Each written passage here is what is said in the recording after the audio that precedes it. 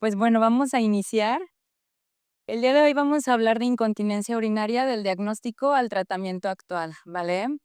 Dentro de nuestros objetivos vamos a intentar reconocer la magnitud del problema de la incontinencia urinaria, revisar el diagnóstico clínico lo más práctico posible y actualizar opciones de tratamiento, ¿vale? Proporcionar un algoritmo sencillo de manejo para poder derivar al subespecialista, pero poder hacer una gran parte de un abordaje inicial, ¿vale? Que al parecer es lo más importante y ya nos vamos a ir dando cuenta, ¿va? Bueno, antes no tengo ningún conflicto de interés, por ahí van a salir algunas marcas, pero va sin ningún conflicto de interés, sin comercial, ¿vale? Okey, vamos a iniciar hablando de la magnitud del problema de la incontinencia en general. Tenemos que hay una prevalencia del 25 al 45% de las mujeres con incontinencia, ¿sí ven? No es un porcentaje bajo. Hasta el 50% de mujeres mayores de 60 años van a cursar con periodos de incontinencia, ¿vale? Solo solo del 25 al 30% de las pacientes son las que se atreven a la consulta, ¿por qué? Porque ya nos podemos dar cuenta que la mayoría tienden a normalizar, a decir, bueno, ya estoy acostumbrada a continuar con mi toalla, a continuar, ya es algo que ya están acostumbradas a ver, ¿vale? Generación tras generación. Entonces, hablamos de una prevalencia de, más adelante vamos a hablar de las clasificaciones, pero en general el tipo de incontinencia más frecuente es la incontinencia urinaria de esfuerzo, de un 50 a un 60% de la población, de un 20 al 30% una incontinencia urinaria mixta y de un 10 al 20% una incontinencia urinaria de urgencia, ¿vale? El gran porcentaje cambia mucho con la edad y se modifica en pacientes mayores de 50 años, cambia este porcentaje, ya que en pacientes mayores de 50 incrementa el porcentaje de incontinencia urinaria mixta. ¿Qué es lo más importante por lo que vamos a aunar en todo esto? Es que el impacto en la calidad de vida de las pacientes está impresionante. El impacto en su sexualidad, el impacto en su salud mental. La realidad es que son pacientes que cursan con depresión, que cursan con ansiedad, que se aíslan socialmente, que no salen. Son pacientes que dicen, doctor, es que yo ya no salgo, yo ya no puedo salir porque tengo que estar buscando un baño, porque tengo que salir con pañal, porque tengo que salir con una toalla sanitaria y sin embargo no es, piensan que no hay una solución o continúan ya con esta severidad, ¿vale? Hay mucha limitación de actividad física, esto lo podemos ver desde pacientes jóvenes hasta adultos mayores, ¿vale?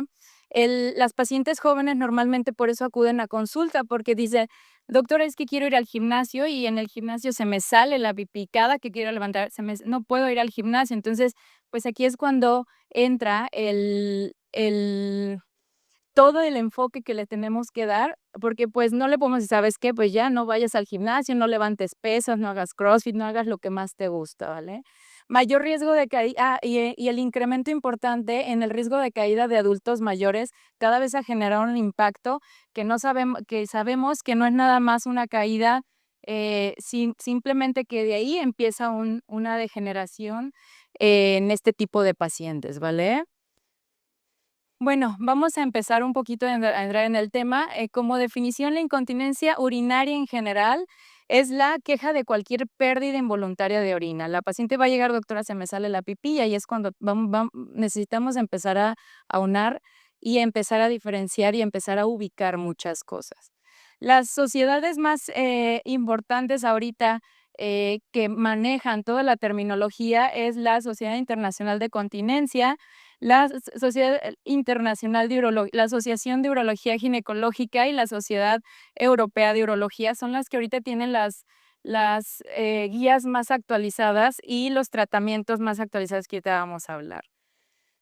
Algo importante, voy a tomarme unos minutos porque aquí es la parte más importante, eh, por lo que platicábamos con la doctora, que era importante esta plática. La realidad es que aquí es donde nos vamos a dar cuenta por qué el Kegel no les sirve a todos, porque llevan años haciendo Kegel y las pacientes siguen igual, ¿vale? Tenemos que recordar 4 mecanismos de continencia que son los que nos van a dar la variedad de los tipos que puede haber. No todas es, ay, sí, se me sale la pipí por no alcanzar a llegar al baño y no vaya a ser Kegel, señora. Pues la realidad es que no le van a servir de nada. ¿Por qué?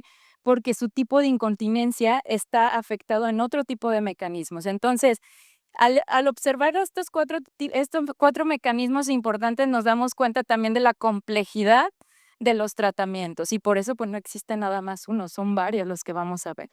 Entonces, algo importante, el soporte anatómico del piso pélvico, vamos a generalizar algo que se llama la fascia endopélvica. Yo siempre les digo, es el trampolín, ¿vale? Esa fascia ahorita vamos a revisar. Importante, función del esfínter uretral. Hay muchísima, ya evidencia de la anatomía uretral, cómo llega a generar incontinencia desde la degeneración que llegamos a tener con la simple edad en el puro esfínter uretral, ¿vale? Entonces, identificando esto, teniéndolo en cuenta es cuando vemos, bueno, pues no la voy a mandar a hacer Kegel porque pues, su problema es en la uretra. La presión abdominal, incrementos de presión abdominal y la integridad neurológica es lo que me va a dar un equilibrio de que de poder mantener una presión más incrementada del tracto de salida que la presión vesical. Y eso es lo que nos va a dar el principal mecanismo de poder contener la pipí, ¿vale? Entonces, si vemos, son 3 cosas muy importantes y se engloban aquí. Rápidamente, como vamos a hablar de los tratamientos, mencionar esfínter de uretra, arco tendinoso de la fascia pélvica, músculo elevador del ano, lo vamos a mencionar varias veces, y el arco tendinoso del músculo elevador del ano.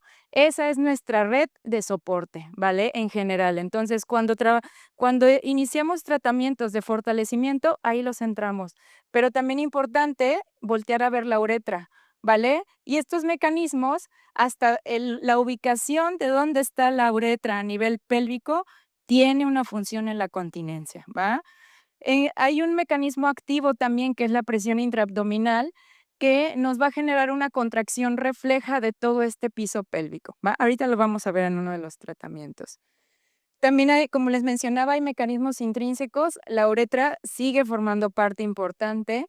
El epitelio uretral nos va a dar el segundo mecanismo, que es la coaptación uretral, que en una falla en este epitelio, la realidad es que nos va a generar muchos problemas, ¿vale? Recordar que ya hay receptores alfa-adrenérgicos, ya que uno de los medicamentos que se ha estudiado para la incontinencia urinaria de esfuerzo va dirigido aquí, pero la realidad es que no ha funcionado. Estos receptores son los que van a producir la contracción uretral. Recordar que la uretra tiene tejidos elásticos, tiene colágeno. El colágeno con la edad nos cambia. De tener un colágeno 1, 2, nos cambia a un 3. El colágeno tipo 3 es un colágeno que va siendo infuncional, que va dejando de funcionar, ¿vale? Entonces, con la simple edad ya empezamos a tener este tipo de problemas, ¿vale? Entonces, saber que la uretra también tiene músculo liso, que deriva del músculo detrusor, que también es un tipo de músculo liso, es un músculo liso, y el hecho de identificar esto es donde vamos a poder dirigir alguno de los tratamientos de vía oral, ¿vale? Entonces, recordar que importantísima la segunda parte de mucosa y submucosa a nivel uretral, ya que es lo que nos va a dar la transmisión de presión oclusiva, ¿vale? En la mucosa y submucosa es donde está toda la vascularización. En pacientes con síndrome genitourinario de la menopausia, aquí está el problema, ¿vale? Si yo mando a una paciente con atrofia o sequedad vaginal, como le llamamos, a solo hacer Kegel y no le doy estrógenos, pues sabemos que eso nunca va a mejorar, ¿vale?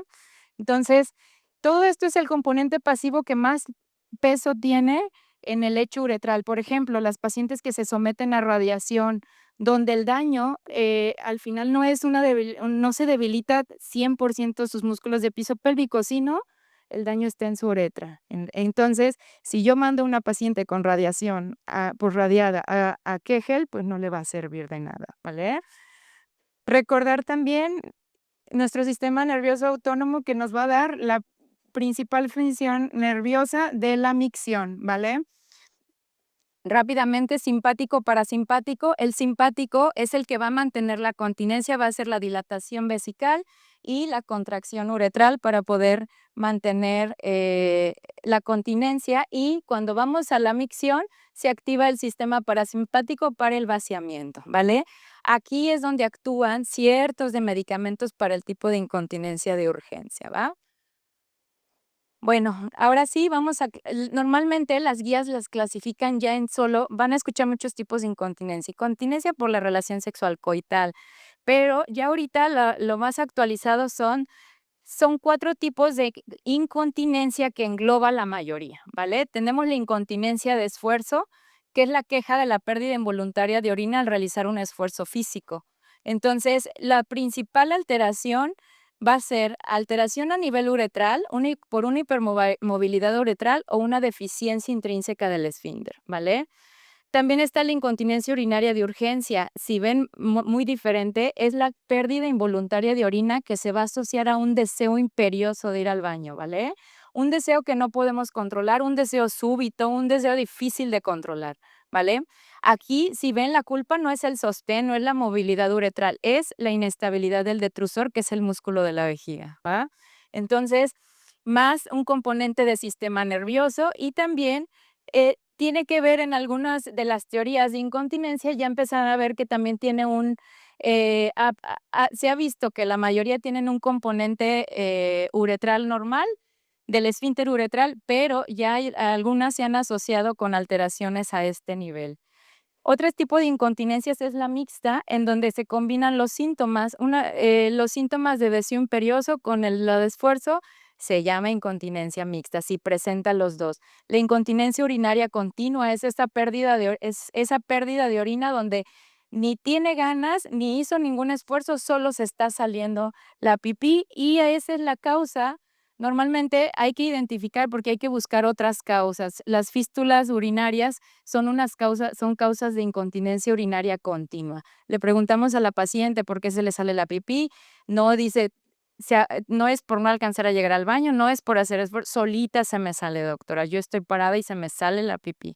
Entonces, ojo, hay que buscar causas que se asocien a esto. La incontinencia urinaria mixta, como ya les mencionaba, es la causa más frecuente de pacientes mayores de 50 años, ¿va? Entonces, nuestro diagnóstico va a estar enfocado a objetivizar las pérdidas, comprobar que sí se le sale la pipí a la paciente, clasificarla, tenemos que ponerle nombre, no podemos decir, tiene una incontinencia, tenemos que decir, es una incontinencia de esfuerzo, es una incontinencia de urgencia, porque ya vimos que el tratamiento va a ser diferente. Valorar el grado de severidad entra dentro de un manejo integral de la paciente, ¿vale? La historia clínica va a estar basada en identificar factores de riesgos que nos va a ayudar a esto, ¿va? Que nos va a ayudar a clasificar, por ejemplo, comorbilidades como la diabetes. Sabemos que los pacientes con diabetes en sus primeros 5 años llegan a hacer algo que se llama hipersensibilidad vesical, vejiga hiperactiva. Son pacientes que van a cada rato al baño. Después de 10 años, en esos mismos se viene observando la cistopatía diabética. Ya son pacientes que ya no pueden orinar. ¿Por qué? Por daño del sistema nervioso, ¿vale? Entonces, cuando identificamos estas comorbilidades, pacientes con obesidad, hay mayor riesgo de incremento en la presión abdominal en las pacientes con obesidad, pacientes con lesiones del sistema nervioso, antecedentes de eventos vasculares cerebrales, eh, hernias discales, pacientes con demencia, tos crónicas, nos orientan a un tipo nos van como abriendo el panorama al tipos de incontinencia, ¿va? Para poder empezar como a identificar qué podría tener ese paciente. Estreñimiento son incrementos en presión abdominal, antecedentes de radiación, son pacientes que normalmente cursan con incontinencia urinaria de esfuerzo y de urgencias, incontinencias mixtas por las dos cosas, ¿vale? Importantes, antecedentes ginecobstétricos. Las gestas son importantes desde un primer embarazo, sea parto o cesárea. La realidad es que ya incrementa un 10% de riesgo de tener incontinencia urinaria. Ya cuando se multiplican las gestas relacionadas al parto, va incrementando por cada parto hasta 5%, ¿vale? Y Las complicaciones durante el parto, uso de fórceps, trabajos de parto prolongados son factores de riesgo 100%, ¿vale? Incrementan hasta el 15 al 20% de riesgo pacientes que utilizaron fórceps durante su trabajo de parto, bien puesto. La realidad es que aún no está contraindicado el parto, la realidad es que tiene su indicación el uso de fórceps, pero pues sabemos que son pacientes que a lo mejor vamos a darle una buena terapia de rehabilitación de piso pélvico después de su trabajo de parto, ¿vale? Entonces, trabajos de parto prolongado, la evidencia dice más de 12 horas en trabajo de parto, en periodo donde se mantuvo con contracciones regulares, es donde pueden incrementar los riesgos. Los pesos de recién nacido, ya ahorita la evidencia dice más de 3,8 kilos, antes decíamos, no, más de 4 ya. Ahorita la verdad es que ya nos estamos poniendo muy estrictos con 3,800, la realidad de por qué, porque ya se ha visto que incrementa de un 5 a un 10% el riesgo, ¿vale? La episiotomía, francamente, 15% automáticamente le incrementamos el riesgo al hacer la episiotomía y los desgarros perineales hasta un 30% dependiendo el grado, ¿vale? La menopausia automáticamente es un factor de riesgo para incontinencia de los 3 tipos que mencionamos frecuente, ¿va? El tratamiento de histerectomía todavía está en consenso, sí, porque hay varios estudios donde sí incrementa el riesgo de incontinencia, pero la realidad es que hay otros que no. Al final hay un buen metaanálisis donde se analiza que cuando se mantiene muy bien el anillo pericervical, o en tipo de cirugías intrafaciales disminuye mucho este riesgo, ¿vale? La oforectomía bilateral y las cirugías pélvicas, principalmente las radicales, se incrementan por el riesgo de lesión nerviosa. Insisto, la función uretral y la menopausia, todas vamos a llegar para allá, todas vamos para allá. La verdad es que es algo importantísimo de tomar en cuenta. ¿Por qué? Porque la realidad es que van las pacientes y les digo, es que créanme que el tratamiento más ideal que le va a mejorar son los estrógenos. Y aquí vemos por qué, ¿vale? En la menopausia, ¿qué pasa? Los receptores estrogénicos cambian. Hay tanto a nivel vaginal como a nivel uretral, hay cambios a nivel de la mucosa y recordar que la mucosa es la coaptación general, ¿vale? Entonces, eh, todos estos cambios, toda alteración uretral es donde se ve afectada cuando empezamos con el descenso de estrógenos. Doctora, pero yo traigo la terapia de reemplazo hormonal, traigo pellets, me mantuve. La realidad es que no hay evidencia que eso disminuye el riesgo de hipoestrogenismo a nivel de esa área. Entonces, sí o sí son los estrógenos en crema, ¿vale? Ya cada vez una, una gran cantidad de evidencia. Densidad vascular de la submucosa hay por el mismo hipoestrogenismo y eso disminuye el flujo sanguíneo. Hay adelgazamiento mucoso y pérdida de proteoglicanos que afectan la coaptación uretral. Los estudios en cadáver, esta es la parte importante, que la realidad es que con la simple edad hay muchos estudios ya en cadáveres donde se ha visto una disminución por año del rhabdoesfínter, o sea, el adelgazamiento de nuestra principal coaptación uretral, que es a nivel medio uretral. Ahí está el rhabdoesfínter, ahí es donde empieza una disminución de las fibras que también nos incrementa el riesgo todavía de incontinencia. Entonces, cambios en la mucosa uretral a nivel del trígono vesical que va a alterar las aferencias nerviosas. A nivel del trígono es donde están todo el sistema nervioso, la mayoría del sistema nervioso vesical, la mayoría de los receptores vesicales, y es ahí donde los cambios en esta mucosa me incrementan el riesgo. Entonces son pacientes con hipersensibilidad que vemos a mamá que dice, bueno, ya cada rato va al baño, la verdad es que ya no puede aguantarse tanto las ganas ya solo está buscando un baño y es por esto, ¿vale? Y nos va a generar una hiperactividad del detrusor, una sensibilidad neural aumentada y un meato uretral que llega a tener movimiento. Recuerden que también la posición del meato uretral tiene una función en la continencia. Entonces, con la edad hay un cambio, un desplazamiento del meato uretral y es lo que nos va a generar también síntomas de incontinencia.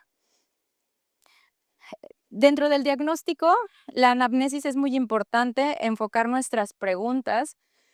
La realidad es que hay muchos cuestionarios, ¿vale? Lo más importante de los cuestionarios, los más validados, más que nada por los grados de recomendación, es el QUIT y el 31Q, ¿vale? ¿Por qué? Porque trae las preguntas básicas, ¿vale? Durante los 3 últimos meses, que nos va a ayudar a, una, diagnosticar, nos va a decir, ¿sí perdió orina? Sí, ok. Tiene incontinencia, ahora hay que ponerle nombre. Durante los 3 últimos meses presentó fuga de orina más frecuentemente cuando realizaba actividad física o cuando sintió la urgencia de vaciar la vejiga, pero no pudo llegar al sanitario lo suficientemente rápido. Eso nos va a diferenciar. Ok, si dice, bueno, las dos. Ok, ¿cuál tiene más? Ahí, bueno, incontinencia urinaria mixta, predominio de tal, ¿vale? Entonces, desde ahí, un simple cuestionario nos puede ayudar a hacer el diagnóstico clínico, sí, ¿vale? Entonces, importantes, y estos son los más recomendados, ¿vale? Estos dos.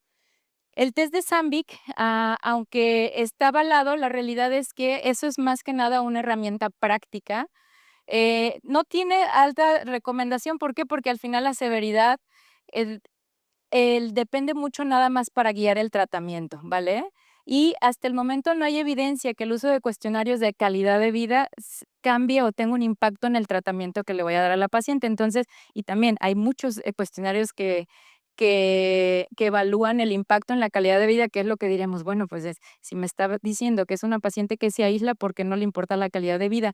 No es que no nos importa, no es que no sea necesario, pero no me va a decir si le voy a dar o no tratamiento. Si la paciente tiene incontinencia, es una paciente que requiere tratamiento, ¿vale? Entonces, y el test de Sandvik es un test de severidad, es un test un poco rápido que lo pueden aplicar hasta en la consulta. Esta es la parte práctica, ¿vale? Donde, ok, se le sale por no alcanzar a llegar al baño o se le sale por hacer esfuerzo. Ahora, ¿con qué frecuencia se le escapa? Menos de una vez al mes, algunas veces a la semana, sabe que todos los días. ¿Y cuánto? Gotitas, chorrito mediano que se alcanza a mojar su ropa interior o se me orina toda o chorro grande que se escurre hasta sus rodillas. Entonces, ya esto nos da una pequeña clasificación para ver la severidad, ¿vale?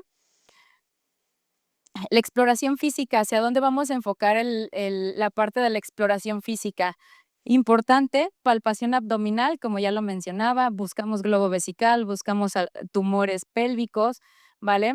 El prolapso de órganos pélvicos, tenemos que identificar si la paciente no tiene datos de prolapso y lo que les mencionaba, síndrome genitourino de la menopausia o atrofia vaginal, como anteriormente se llamaba. ¿Qué datos vemos? ¿Cómo vemos los datos de atrofia vaginal? No es una vagina seca, porque la realidad es que las pacientes con atrofia tienen hasta más flujo que la que no tiene atrofia, pero ese flujo es la degeneración de colágeno que tiene constantemente. Entonces, en sí, si yo le digo seca y luego se ven en la pantalla y dicen, no, es que no estoy seca, doctora, mire, tengo mucha lubricación. La realidad es que datos de atrofia vaginal es palidez de la mucosa vaginal. La vagina normalmente es rosita, está gordita, con rugosidades. Cuando ya no tiene rugosidades, cuando está pálida, cuando está plana, ya no se ven los surcos de la pared anterior, son datos de atrofia y son datos que tenemos que tomar en cuenta, ¿vale? Movilidad uretral, importante. ¿Por qué? Porque nos va a orientar a tipo de incontinencia, ¿vale? Aunque no es ya no se ha considerado un diagnóstico la movilidad uretral. ¿Por qué? Porque hay pacientes con hipermovilidad uretral que no tienen incontinencia, no tienen pérdidas, pero nos puede orientar si ya comprobamos en algún lado y aparte tiene hipermovilidad uretral, bueno, al tratamiento que ahorita vamos a ver. ¿Cómo la podemos antes la evaluábamos con un mecanismo que se llama Q-tip, metíamos un hisopo, poníamos a pujar, lo metíamos hasta la uretra proximal, casi entrando a la vejiga, que estamos hablando de 2.5 centímetros. Hacíamos pujar a la paciente y se elevaba el hisopo, ¿vale? Pero la realidad es que ya ahorita ya hay muchos especialistas ya de ultrasonido pélvico donde nos pueden hacer el diagnóstico, ¿vale? Con un ultrasonido ya no es necesario hacer el Q-tip, ya se fue de lado. Si no tuvieran otra herramienta, bueno, la realidad es que es poquito molesto, pero pues sigue siendo un dato orientado de hipermovilidad uretral, ¿vale? Pero recuerden, no es diagnóstico este. Evaluación importante, evaluar las contracciones de suelo pélvico. Hay una escala muy práctica que es la escala de Oxford, que es hacerle un tacto vaginal a la paciente y que primero perciba el dedo y pedirle que contraiga, ¿vale? Nosotros con la sensación es un estudio subjetivo, pero desde ahí nos podemos dar cuenta, señora, apriete y puja, señora, aprieta y puja. Entonces, una ni siquiera me identifica los músculos de piso pélvico. Es una paciente que aunque yo le ponga una malla a los 2 años, si no me identifica los músculos de piso pélvico, pues esa malla se le va a aflojar porque no hace su fuerza de contracción, ¿vale? Entonces, importantísimo porque también esto es una parte de tratamiento. Si es una paciente que ok, contrae muy bien, pero aún así tiene incontinencia, ¿a dónde me voy a buscar? Pues hay que ver cómo está la uretra, hay que ver si no es una deficiencia intrínseca del esfínter, hay que ver si no es algún otro tipo de incontinencia, ¿vale? Hay uretras fijas que no cursan con hipermovilidad y esas se asocian a deficiencia intrínseca del esfínter, ¿sale? Entonces, y una prueba que nos va a ayudar a valorar la pérdida objetiva. Sin embargo, hay muchas pacientes que es en ocasiones difícil, por eso normalmente se sugieren citar a una segunda o a una tercera vez, porque ya tienen hasta un mecanismo en las que no está muy evidente la incontinencia. Entonces, ¿puede salir una prueba de lactosa o Valsalva negativo? Sí, pero de todos modos tenemos que hacerla. Lo ideal es hacerlo con vejiga vacía y con vejiga llena, ¿vale? Con vejiga llena es revisar su vejiga, ver que tenga más de 200 mililitros y hacerle la prueba de esfuerzo. Hay que hacerla acostada y levantada, ¿vale?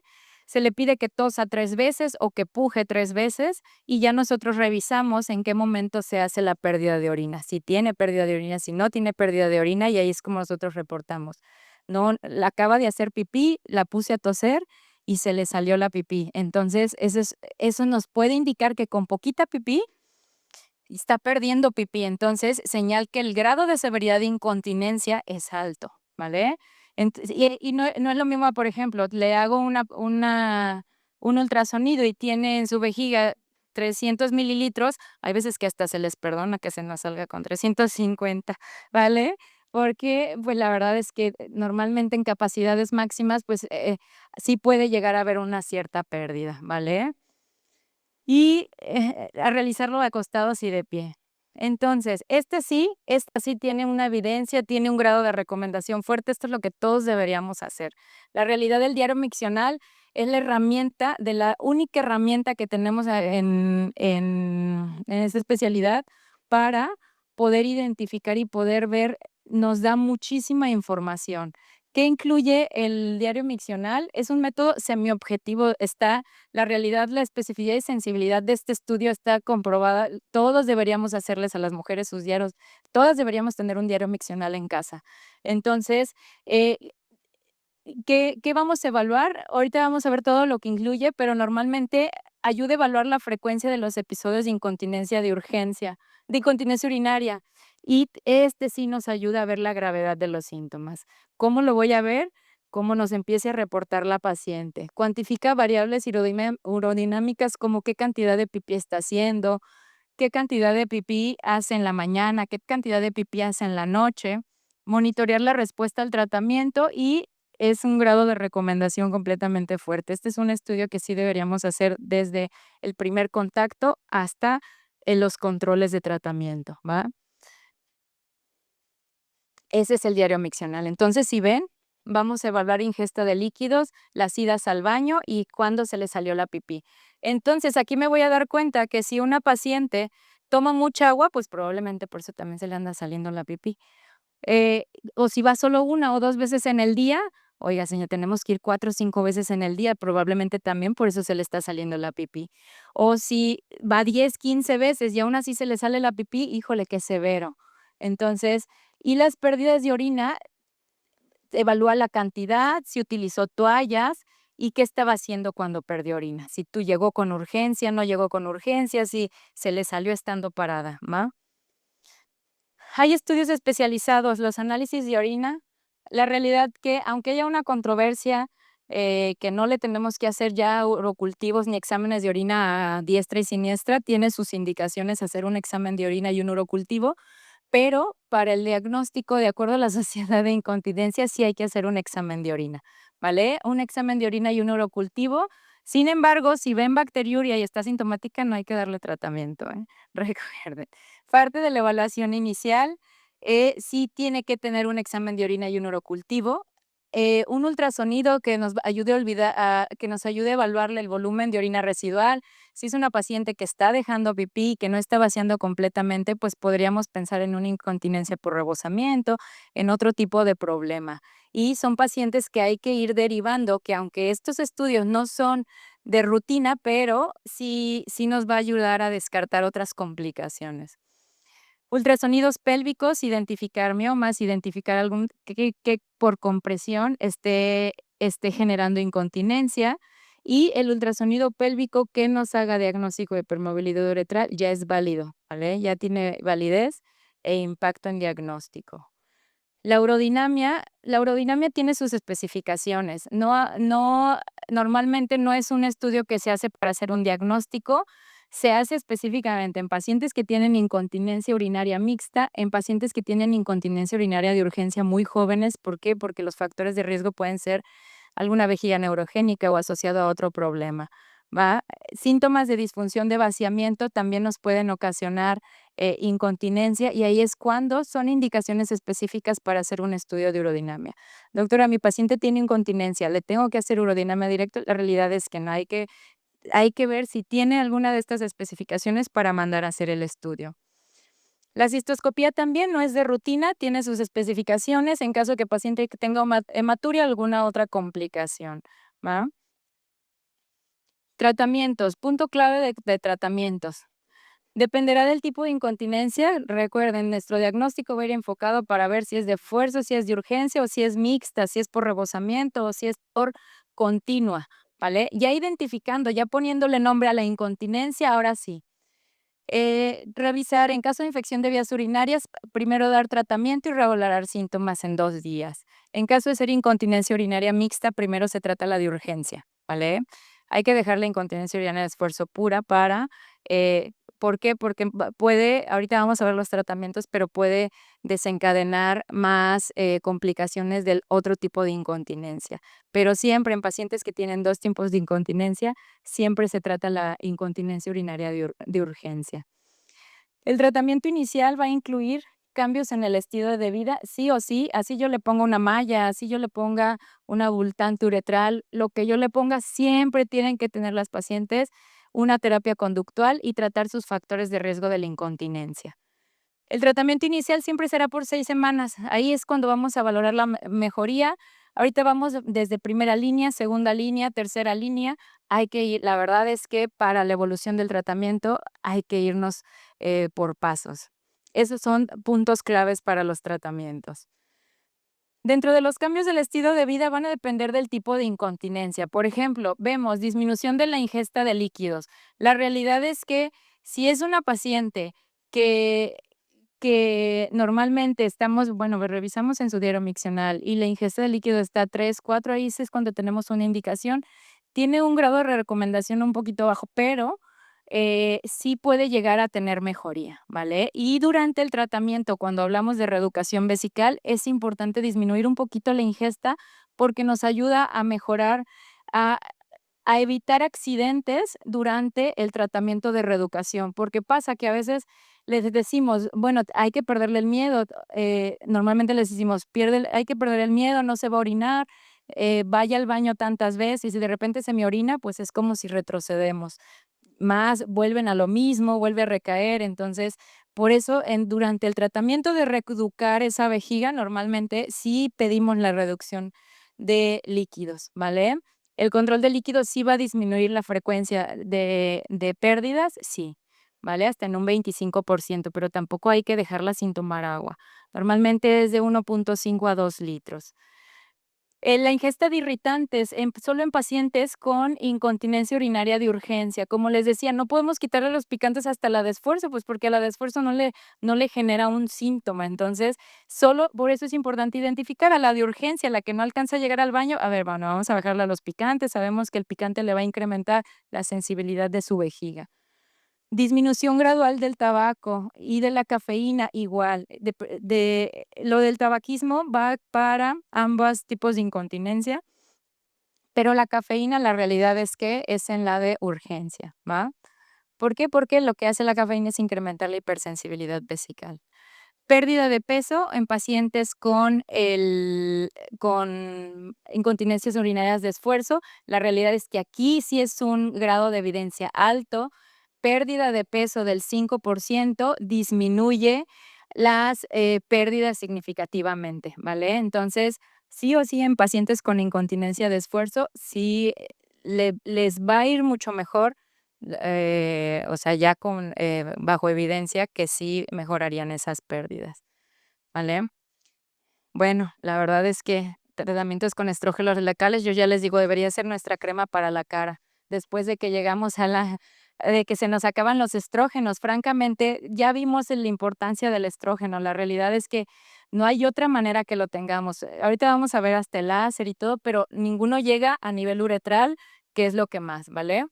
¿Qué mejora? La vascularización y trofismo del epitelio uretral, aumenta densidad de receptores alfa-adrenérgicos. Los alfa-adrenérgicos son los que me van a generar la contracción uretral. Entonces, si mejoran estos receptores, mejor contracción uretral, menos pérdidas de orina. Entonces, hay una mejoría, hay una mejoría entre el 50-70% de las pacientes y hay una reducción de episodios de incontinencia entre el 40 y 50%. Los más recomendables, estriol puro y estrógenos conjugados crema. La realidad es que ahorita no hay competencia contra eso, es lo que más evidencia tiene. Está ya un poquito a la par del láser, pero el láser no lo podemos llevar a la uretra. Entonces, si vamos a dar láser, de todos modos hay que ponerle estrógenos, ¿vale? Porque ya vimos en los mecanismos la importancia de la uretra. Entonces, la mejoría clínica del estrógeno suele verse de 4 a 12 semanas. Entonces, hay que decirle, no se me desespere, apenas va a empezar a regenerar, tanto tiempo sin estrógenos, entonces eh, hay que regenerar esa parte. El entrenamiento muscular muy importante, la realidad es que haya una tasa de cura con el puro reentrenamiento, los famosos Kegel que ya no les tenemos fe, pero el punto es que esos Kegel tienen que ser supervisados, ¿vale? Si sigue siendo una piedra angular, sigue la evidencia alta, pero la realidad es que necesita ser monitorizado. Ya los Kegel solos no sirven. Aunque yo los haga, doctora, pero ya me enseñaron 6 sesiones. No, cada 6 meses hay que ir a retomar con la rehabilitadora de piso pélvico, ver en un sistema de biofeedback donde yo vea que sí estoy controlando bien, donde vea que sí estoy apretando, que no estoy haciendo pierna, ni pompa, ni panza, sino que verdaderamente los músculos de piso pélvico más importantes, que son donde está la evidencia. ¿Vale? Entonces, el Kegel por sí solo, pues la verdad es que en mi caso tiene recomendarlo, o nos vamos con una rehabilitadora de piso pélvico o ya hay ahorita varias cosas para poder fortalecer, ¿va?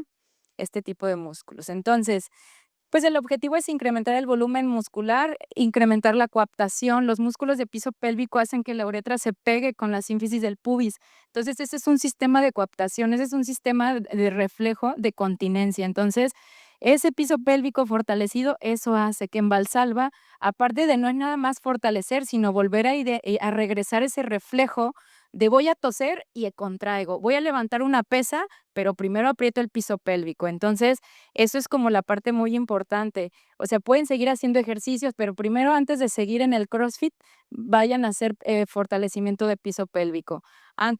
¿Por qué? Porque primero hay que, así como cuidan su columna, cuiden el piso pélvico. Entonces, esa es como la parte muy importante.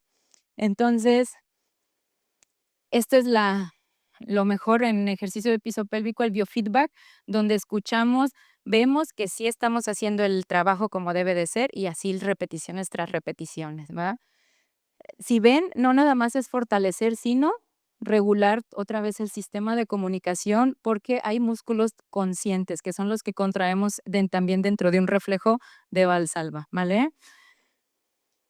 Entrenamiento muscular. En este tipo de entrenamiento hasta ahorita no hay una evidencia en la cantidad. Lo mayor que hay de evidencia se recomienda de 45 a 50 ejercicios por día, 2 o 3 sesiones por día, es para poder decir te va a ir bien. Entonces, si ven, o sea, no es fácil, No es fácil, es como les digo, al gimnasio, dejamos de ir al gimnasio y se nos afloja el brazo o así, ¿no? Igual el piso pélvico, ¿vale? Entonces, sí necesitamos las repeticiones y las contracciones son importantes, la duración de la contracción, por eso el biofeedback, por eso la rehabilitación, ¿va? Sé que ya hay estudios, ya hay metaanálisis que se concluyó que los ejercicios de músculo de piso pélvico tenían más probabilidades de curar o mejorar los síntomas de incontinencia. Los ejercicios bien hechos siguen dando un buenos resultados, ¿va? Hay terapia, la verdad es que ya cada vez con la evidencia sí hay herramientas que nos pueden facilitar esta parte.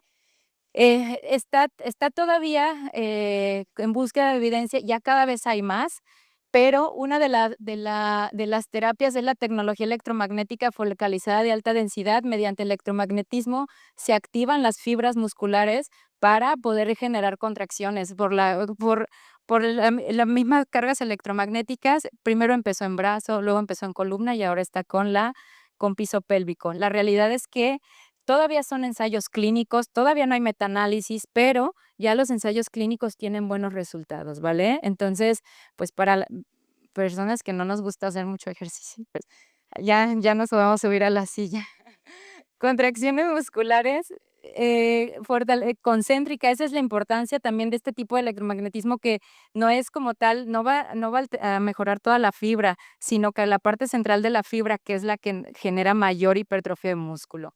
Son 6 sesiones, o sea, la evidencia de función de este tipo son 6 sesiones, una mejoría media del 52%. Después de un mes de seguimiento se detectó una mejoría del 59%, o sea, va incrementando. Estadísticamente ya significativos los estudios, pero pues como todo hay que seguir evolucionando. Como les decía también, es algo que hay que hacer constantemente, no podemos ilusionar a la paciente de decirle, bueno, ya con esto ya no se le va a salir la pipí, ¿por qué? Porque se afloja otra vez el músculo y vamos otra vez con la incontinencia, ¿vale? Entonces, como todo hay que englobarlo. No hay tratamientos malos. Ahorita vamos a ver el láser, el HIFU. No hay tratamientos malos. El punto es enfocar el tratamiento y no mentir a la paciente, no decirle, con eso ya no va a tener incontinencia, o si es una severa y le ofrezco láser y HIFU, pues no se le va a quitar, ¿vale? Estos están hechos para incontinencias un poco leves, de leves a moderadas, y depende también del apego de tratamiento, ¿va? Reentrenamiento vesical. Esta es efectivo para las pacientes con incontinencia urinaria de esfuerzo. En vez de que la vejiga nos controle, nosotros controlar a la vejiga. Algunas mujeres normalmente hay que empezar a realizar las micciones programadas. Las micciones programadas volvemos a recuperar el control a esa vejiga. Yo le voy a decir cuándo ir al baño en vez de que ella me diga de repente me agarré de sorpresa o quiero ir a cada rato. Entonces, este reeducamiento vesical en eso consiste, ¿vale? Empezamos con micciones programadas, programamos nuestras idas al baño aunque no haya deseo de orinar. Hacer un intervalo de tiempo para ir al baño de acuerdo a cómo estamos. Por ejemplo, si son pacientes que van 10 veces al día, pues no le voy a decir, ya vaya 5 porque se me va a orinar. Entonces le digo, bueno, vaya y si va cada hora, empiece 1 hora 15, luego cada hora y media y luego cada 2 horas y así. Hasta lo ideal es no ir antes de las 2 horas ni después de las 3 horas, ¿vale? Estaríamos yendo en el día de 4 a 5 veces. Eso es lo ideal para todas las mujeres. Orinar, tenga o no ganas, deseo de hacerlo. Si tiene deseo fuerte antes de que la hora que esté programada, va a hacer maniobras de supresión. Nos vamos a sentar en una sillita, cruzamos los pies, hacemos contracciones rápidas de piso pélvico y esas contracciones borran el bloqueo a nivel sacro y hace que disminuya la sensación, ¿vale? Entonces, son maniobras de distracción, mandar un mensaje, leer un libro, siéntese afuera del baño y quedarse quieto, respiraciones profundas, que el impulso disminuya o desaparezca. Las contracciones rápidas son eficientes, cuando ya les ande del baño y usted no esté ocupado, empiezan a hacer contracciones rápidas, eso nos va a funcionar a todos. ¿Por qué? Porque son de 7 a 10, la realidad es que ya hay evidencia que funcionan esas contracciones rápidas de piso pélvico, pero bien hechas, no pierna, no panza, no pompi. Entonces, cuando ya sientan el control, ahora sí vamos a entrar al baño sin urgencia, ya con menos ganas, ahora sí ya me meto al baño. Las contracciones de piso pélvico nunca se hacen en el baño solo vamos a relajar, nada que corten el chorro, no, eso no, ¿vale? Eso es contraproducente, me genera alteración. Imagínense, yo mando la señal de que se contraiga mi vejiga y aprieto, pues va a decir la vejiga. En ese momento se hacen problemas de disinergia, ¿vale? Entonces, todos los ejercicios son afuera. En el baño, nada, nada de contraer, ¿vale? Al baño solo vamos a relajar. La electroestimulación es un tipo de tratamiento para incontinencia urinaria de urgencia. El mecanismo es estimular los nervios aferentes, ¿vale? Que van a nivel sacro para hacer el bloqueo y disminuir las ganas de ir a hacer pipí a cada rato, ¿vale? Para mejorar el control de la vejiga. Recuerden, la incontinencia de urgencia es síntoma del sistema nervioso. Entonces, ¿hacia dónde vamos a enfocar el tratamiento? Hacia el sistema nervioso. Electroestimulación. Las modalidades pueden ser con electrodos de TENS, que son a nivel del pie, o vaginales, también hay electrodos vaginales, para que no por ahí no les agarre de sorpresa. Tienen sus parámetros, son sesiones de 20-30 minutos, igual, las sesiones puede ser de 2 a 3 veces por semana y también 6 sesiones son las que nos pueden hasta el momento valorar un beneficio, ¿va? Tratamientos de segunda línea, importante hablarlo. La realidad es que las primeras cambios del estilo de vida que vimos, si vieron, podían ser para urgencia y esfuerzo, ¿vale?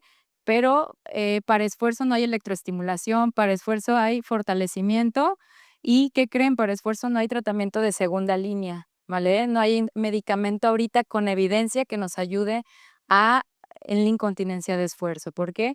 Porque al final es el sostén. El único tratamiento que ya lo vimos de primera línea son los estrógenos, ¿va? Para la de esfuerzo. Entonces, el tratamiento de segunda línea farmacológico sí está dado, pero está dado para la incontinencia de urgencia. Este tratamiento no me va a ayudar para nada en la de esfuerzo. Normalmente es un efecto antimuscarínico, va a actuar a nivel de la vejiga para calmar los receptores y sensores de la vejiga, ¿vale? Entonces, va a ser una vejiga más complaciente, va a contraerse menos veces, entonces ese es el enfoque del tratamiento de urgencia, ¿va? Y ojo, el tratamiento antimuscarínico siempre va a ser encaminado a la reeducación vesical. Señora, no le voy a dar 1 año de anticolinérgico, le voy a dar 6 semanas, pero necesito que reeduque su vejiga, necesito que usted la controle. Esto le va a ayudar a perderle el miedo, pero la parte más principal es volver a controlar, porque eso es con lo que nos vamos a quedar. Hay pacientitas que 6 semanas y dejan el antimuscarínico. Hay pacientitas que sí lo van a meritar, pero también hay que identificar la causa. Si es una paciente neurogénica, pues aunque siempre va a estar ese problema hasta que controlemos la parte neurogénica, ¿va? Entonces, dentro de los antimuscarínicos han escuchado la solifenacina, oxibutinina, tolterodina, darifenacina, muchas acinas. Entonces, la realidad es que aquí lo único que hay que cuidarnos son de los efectos secundarios, ¿vale? Receptores de antimuscarínicos hay cerebrales, intestinales, oculares, ¿vale? Entonces, ¿qué nos puede generar? De glándulas salivales, nos puede generar sequedad de boca, demencia, estreñimiento. Tener mucho cuidado a la hora de recetarlos. Mientras menos afines a los otros, mientras más afines a los receptores de la vejiga, tiene menos efectos secundarios. Y así es como lo empezamos a ver. La verdad es que ya la oxibutinina ya no la usamos casi por la cantidad de efectos secundarios que tiene. La tolterodina, a veces por lo económico, pero también ya tiene muchos efectos secundarios, ¿vale? Solifenacina, darifenacina son ahorita las que menos efectos secundarios tiene y tenemos algo más bonito que es un beta 3 agonista. Sí es un poco más costoso, pero sí disminuye mucho los efectos secundarios. No voy a decir nombre. Entonces, ¿qué nos va a ocasionar? Incremento en la capacidad vesical, bloquea la estimulación del receptor, entonces va a ser una vejiga tranquilita mientras tomemos el medicamento y mientras vamos a irle perdiendo el miedo. Orinar cada mis horas, reeducar esa vejiga, ¿vale? La terapia de tercera línea sigue existiendo, sigue apareciendo en las guías. La toxina botulínica, pacientes que ya no les puedo dar antimuscarínicos, que no me respondieron a a la electroestimulación. Eh, hay toxina botulínica, sin embargo, desde aquí ya vemos un poquito de otras complicaciones. Normalmente lo hacemos en pacientes neurogénicas, porque ellas sí son muy renuentes a a tratamiento oral, a los antimuscarínicos, ¿vale? Entonces, la toxina botulínica se infiltra a nivel vesical, normalmente lo que hace es una espasticidad para disminuir, pero esa espasticidad normalmente puede ocasionar retención urinaria, que son una de las complicaciones. Entonces, pueden llegar a ser retención urinaria y normalmente pueden llegar hasta requerir cateterismo, como el Botox igual de la cara, que cuando pasa el efecto, pasa, vuelve a orinar como normal la paciente, ¿vale? El efecto del Botox, como el de la cara, es igual de seis meses. La verdad es que pocas han durado 9 meses, normalmente son, cada 6 meses se los mete, pero, pues, las complicaciones es sí hay que meter la cirugía, hay que meter la parte quirófano, ¿vale? Efectos adversos, infección urinaria, retención urinaria y puede requerir tratamiento con cateterismo. Bueno, nos vamos rápidamente a los procedimientos quirúrgicos para darnos nada más una idea. La intención del tratamiento quirúrgico es mejorar el cierre uretral y mejorar el sostén, ¿vale? Este tipo de tratamientos son para incontinencia urinaria de esfuerzo. No hay tratamiento quirúrgico enfocado para incontinencia urinaria de urgencia. Entonces, ya vimos el que nos podría ayudar para urgencia, pero el tratamiento quirúrgico va mucho orientado a la incontinencia urinaria de esfuerzo. De hecho, una de las complicaciones de los procedimientos quirúrgicos pueden ser incontinencia de urgencia. Entonces, eso nos va a hacer elegir o por lo que ya ahorita tenemos un gol estándar aquí. Agentes abultantes siguen apareciendo, aunque ya casi nadie pone agentes abultantes, pero siguen apareciendo. La suspensión retropúbica, la suspensión tipo Burch que se hacía antes, la realidad sí fue el gol estándar por muchos años. Y yo creo que si se quitan las mallas volverá a ser gol estándar. La verdad tiene una efectividad, pero mayores complicaciones a las cintas libres de tensión. Los slings pubovaginales son iguales que las cintas, pero de tejido autólogo, o sea, de tejido propio de la paciente, ¿va?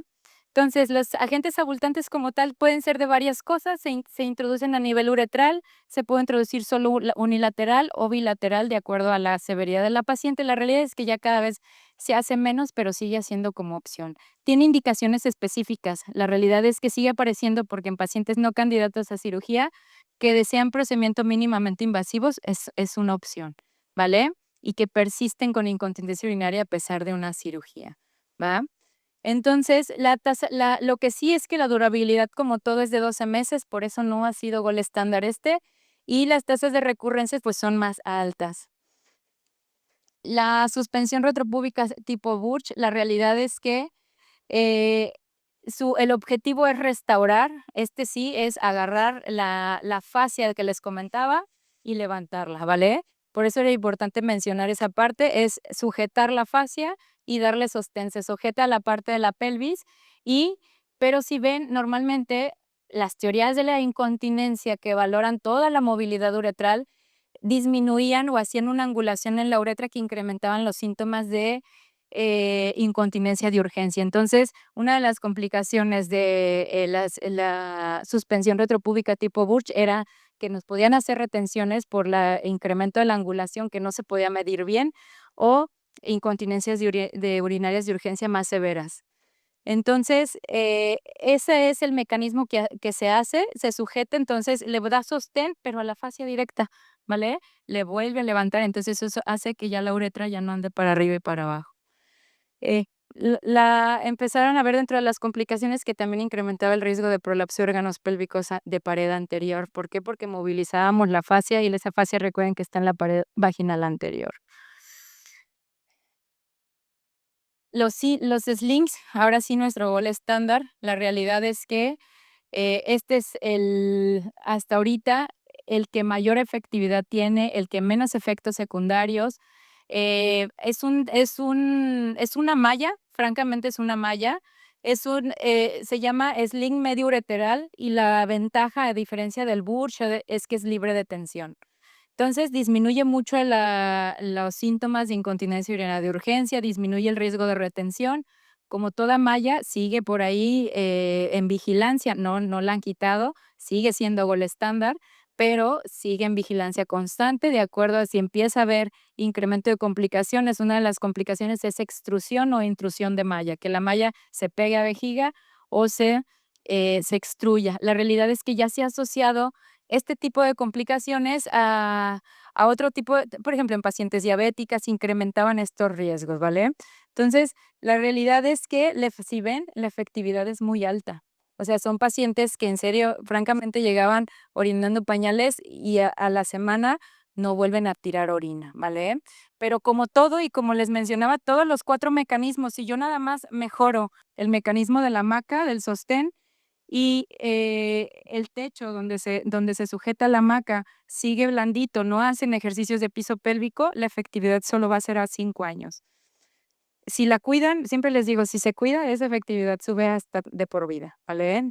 Ahí, hay ya de acuerdo en casos de recurrencia, ya se valora un tipo de malla, ¿vale? La malla es igual, sin embargo, hay 2 tipos de abordaje, uno que sale a nivel pélvico y uno que sale a nivel inguinal, ¿vale? Lo que sí es que uno se ha dejado para pacientes con mayor severidad, con mayor hipermovilidad uretral en comparación de el transobturador que va lateral. Entonces, estos son los tipos de abordaje y ese es un ejemplo. ¿Cómo está? Vamos mal de tiempo, ¿verdad? Sí. Ah, ya. A ver si este es cómo se pone la malla. Quindi La verdad es de las cirugías menos invasivas que existen de todas las de incontinencia, entonces por eso se ha mantenido como gol estándar a pesar de ser material sintético. Todo es mediante una aguja, todo es vía vaginal y la intención es recuperar el sostén libre de tensión. La malla no se sujeta a ningún lado, mira. Entonces eso hace que no se cambie la angulación de la uretra, que no incrementen las complicaciones por modificaciones en la.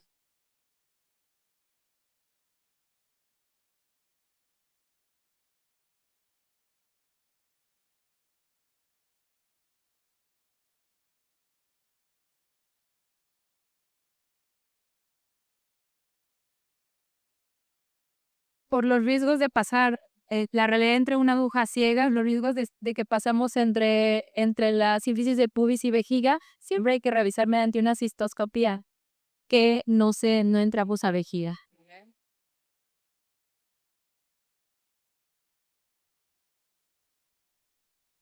Se ajusta a nivel medio uretral, que ya ahorita las nuevas teorías de incontinencia dicen que la principal parte de continencia de la uretra es a nivel medio uretral, por eso es donde se fija ahí la malla, donde queda. Sí. Listo.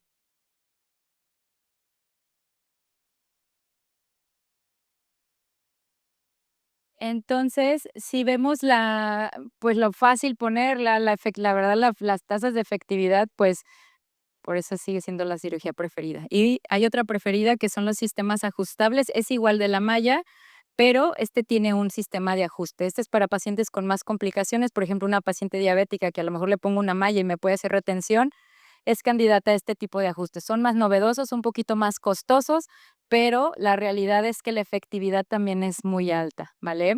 Entonces, hay pacientes con diabetes donde tienen mucha incontinencia, pero aparte, eh, su cistopatía diabética, su falta en su problema de inervación a nivel vesical ya está fallando. Ahí es cuando ponemos este tipo de sistemas donde hay que hacerles ajustes. Entonces, se deja, si vemos que sigue perdiendo, si hace un ajuste, se puede hacer el ajuste semanal, ya no pierde, no me retiene orina, ahí se queda. Entonces, la verdad es que es algo muy novedoso, es costoso, pero ha tenido muy buena efectividad y ya hay mucha evidencia de este Remex, ¿vale?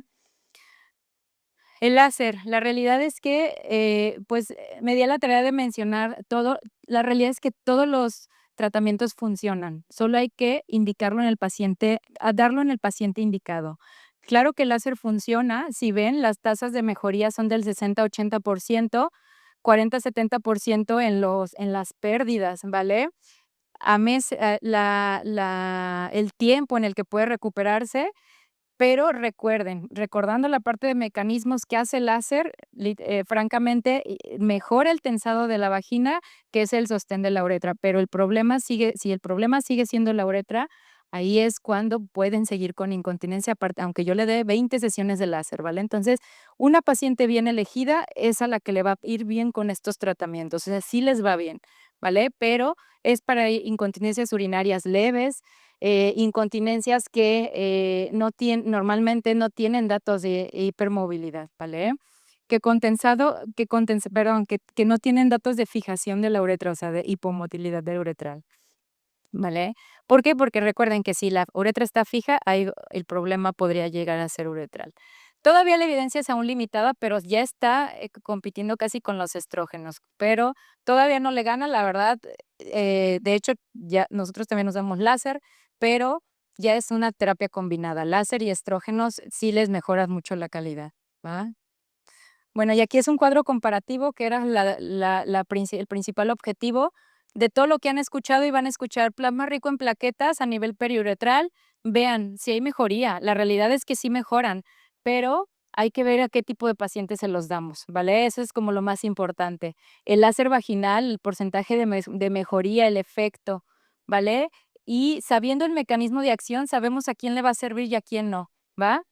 La radiofrecuencia vaginal, el HIFU, la parte de electroestimulación también, que genera nuevo colágeno, fortalecimiento. La realidad es que funciona, hay mejoría en incontinencias leves, ¿vale? Ya las severas son las que vienen o se molestan o nada más, es hablarle claro a la paciente, es sí, de hecho, cuando les inician los estrógenos, con el láser mejoran más rápido, menos sequedad, la incontinencia mejora más rápido, pero esa es como la ventaja del láser.